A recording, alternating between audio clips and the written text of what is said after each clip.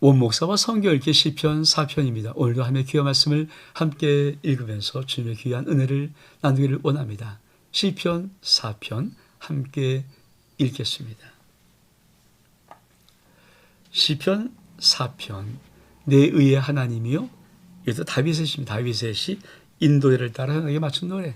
내 의의 하나님이요. 내가 부를 때 응답하소서. 곤란 중에 나를 너그럽게 하셨사오니 내게 은혜를 베푸사 나의 기도를 들으소서. 인생들아, 어느 때까지 나의 영광을 받고 욕되게 하며 헛된 일을 좋아하고 거짓을 구하려는가. 여호와께서 자기를 위하여 경건한 자를 택하신 줄을 너희가 알지어다. 내가 그를 부를 때 여호와께서 들으시려다. 너희는 떨며 범죄하지 말지어다. 자리에 누워 심중에 말하고 잠잠할지어다. 의의 제사를 드리고 여호와를 의지할지어다. 여러 사람의 말이 우리가 선을 보일 자 누구냐 하오니 여호와여 주의 얼굴을 들어 우리에게 비추소서. 주께 내 마음에 두신 기쁨은 그들의 곡식과 새 포도주가 풍성할 때보다 더하나이다.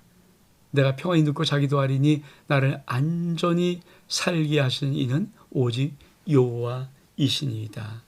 그렇습니다. 이 시편 4편도 다윗의 시인데 신학자들은 어떻게 3편과 4편 연결짓냐면 3편 압살롬에 쫓겨갈 때 지었던 시라면 이 시편 4편은 이제 압살롬과 이 모든 문제들이 다 해결된 후에 그때를 생각하면서 지은 시라고 합니다. 그래서 어떤 신학자들은 시편 3편은 아침의 시라고 명명하고 시편 4편은 저녁의 시라고 명명합니다. 어떤 신학적인 이런 배경을 가지고 그러니까 어떻든 압살롬과 관계된 시인데 3편은 현실 압살롬이 도망갈 때 지었던 시라면 4편은 그런 문제가 다 해결된 다음에 어떤 다윗의 고백이라고 봐도 좋겠습니다. 다시 한번 시편 4편을 우리 한번 보기를 원합니다. 자, 내 의의 하나님이요 내가 부를 때 응답하소서. 곤란 중에 나를 너그럽게 하셨사오니 내게 은혜를 베푸사 나의 기도를 들으소서. 여러분, 신앙의 제일 핵심적인 것이 뭘까요? 내 의의 하나님. 우리가 하나님 앞에 믿음의 가장 큰 실수라는 것이 무엇이냐면 내 인생이 힘들고 어렵고 역경과 환란이 오고 위기를 만나고 문제를 만나고 사건이 있을 때 나도 모르게 하나님은 불의하다라고 보는 거예요. 왜 하나님 나만 이렇게 이 불의한 하나님, 심술궂고 아주 못된 하나님 이런 느낌으로 나의 신앙이 사람들의 보통 신앙들이 이렇게 옮겨가요. 여러분 다윗이 볼 때 이 압살롬의 반역이 얼마나 힘든 사건입니까? 아들이 자기를 죽이려고 반역하는데 이거보다 비참한 마음이 어디 있어요? 부모의 마음속에 자식이 배반하는 건데. 근데 다윗은 그 하나님을 고백할 때 고백은 뭡니까? 내 의의 하나님, 나에게 의를 행하신 하나님. 그러면서 또 멋진 고백 하나를 합니다. 그게 뭡니까? 곤란 중에 나를 너그럽게 하셨습니다. 여러분, 다윗의 믿음의 놀라운 고백이 뭡니까? 두 번째는 아무리 힘들고 어려워도 숨 쉴 공간이 있다는 거예요. 숨 쉴 공간이 있다는 거예요. 여러분, 하나님이 우리 인생에 많은 여러 가지 것들이 혹시 허락되어서 우리를 압박할 때 아주 짓누르지 않거든요. 숨 쉴 공간을 줘요. 이게 하나님의 너그러운 손길입니다. 왜 그 공간 통해서 뭡니까? 우리가 하나님 앞에 은혜를 받고 기도를 통해서 회복할 수 있도록. 그러면서 다윗은 뭐라고 어떻게 말하는가? 2절에 보면 인생들아 어느 때까지 나의 영광을 받고 욕되게 하며 헛된 일을 좋아하고 거짓을 구하려는가? 여호와께서 자기를 위해 경건한 자를 택하신 줄을 너희가 알거다. 내가 그를 부를 때 여호와께서 들으시로다. 이 시편 4편의 참 중요한 특징 중 하나가 뭐냐면 하나님의 없는 삶이 있고 하나님이 있는 삶이 있음을 우리에게 보여주고 있습니다. 여러분, 하나님이 없는 삶은 어떤 삶일까요? 그렇죠. 그 인생은 하나님의 영광을 바꾸어서 욕되게 하는 겁니다. 하나님이 없는 삶의 인생은 헛된 일을 좋아하고 거짓을 구하는 그런 삶입니다. 여러분, 하나님이 없는 삶에 인생의 특징이 있어요. 그렇죠? 그러니까 하나님의 거룩한 영광을 다 더러운 것으로 바꿔버리죠. 그뿐이 아니라 헛된 일을 좋아하고 그리고 거짓을 구합니다.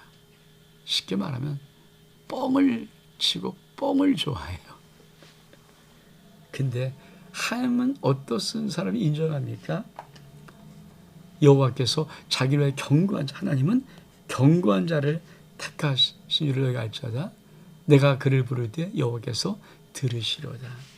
하나님은 경고한 자를 택하십니다. 이 경고한 자, 하나님이 있는 자의 삶의 놀라운 특징이 무엇입니까? 부를 때 하나님이 응답하시는 거예요. 여러분 인생 속에, 여러분의 영혼 속에 살아계신 하나님, 우리 예수 그리스도, 우리 주님이 여러분 속에 있다면 여러분이 부르짖을 때 하나님은 반드시 들으십니다. 그러면서 하나님이 없는 삶을 다윗은 이렇게 꾸짖습니다. 뭐라고 말합니까? 너희는 떨며 범죄하지 말지어다. 자리에 누워 심중에 말하고 잠잠할지어다. 그렇습니다.